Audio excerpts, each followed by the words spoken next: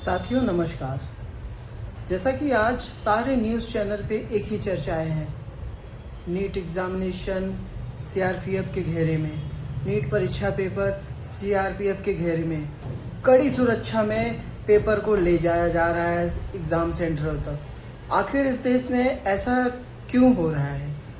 हमारे शिक्षा व्यवस्था क्या इतनी कमज़ोर हो चुकी है कि जहां बच्चों के एग्ज़ाम पेपर सुरक्षा जवानों के बीच से ले जाया जा रहा है?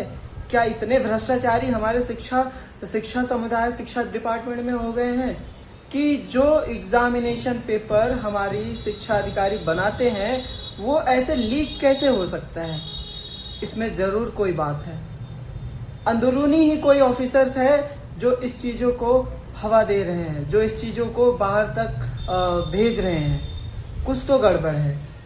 इस चीज़ को समझना चाहिए। सरकार को एक ठोस कदम उठाना चाहिए कि शिक्षा व्यवस्था में ऐसे आपराधिक शिक्षक व्यवस्था में अधिकारी कौन है जो पेपर को लीक कर रहे हैं। आज हमारे हजारों लाखों नौजवान साथी परीक्षा के लिए इतने संघर्ष कर रहे हैं। सोचिए, अगर परीक्षा के लिए इतने संघर्ष कर सकते हैं तो आने वाले समय में उन्हें अपने करियर, अपने व्यवसाय और अपने जीवन के लिए कितना संघर्ष करना पड़ेगा।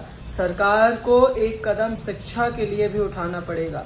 जैसे आज उत्तर प्रदेश में योगी गवर्नमेंट अपराधियों के लिए एक सबक बन चुका है, ऐसे ही केंद्र सरकार को बच्चों के सुविधा, बच्चों के भविष्य के लिए एक ठोस कदम उठाना पड़ेगा। और वो कदम ऐसा कदम होना चाहिए कि आने वाले कई सहस्त्र वर्षों तक शिक्षा के जो व्यापारी हैं, शिक्षा के जो अपराधी हैं, उन्हें सबक मिल सके। दोस्तों, मैं कोई किसी तरह का किसी को उकसाने का मेरा मकसद नहीं है। मैं बस इतना चाहता हूं कि हमारे देश में हम जैसे नौजवान साथी जो गरीब समुदाय से आते हैं, जो एग्जामिनेशन देते हैं, अपने भविष्य के लिए आगे बढ़ते हैं, उस भविष्य में कोई शिक्षा का व्यापारी, कोई शिक्षा का चोर उसके भविष्य की चोरी ना कर सके।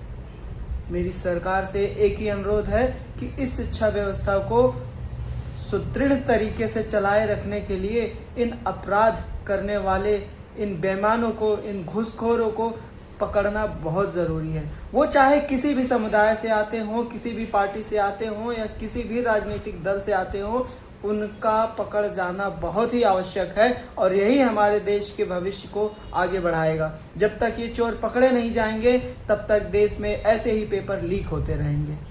धन्यवाद। जय हिंद।